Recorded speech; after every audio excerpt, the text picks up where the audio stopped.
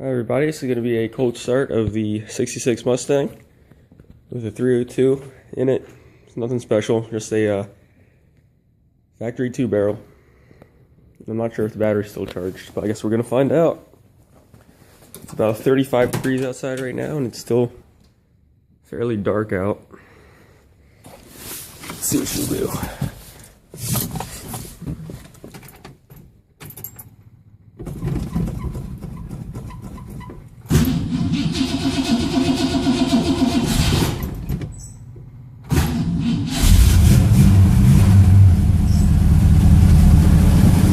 There we go.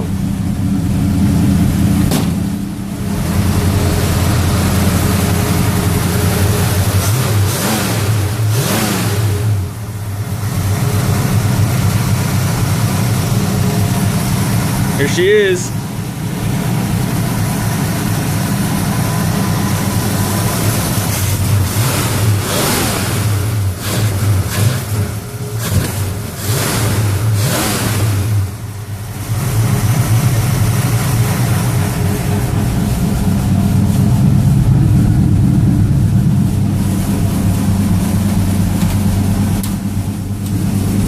Shut it off.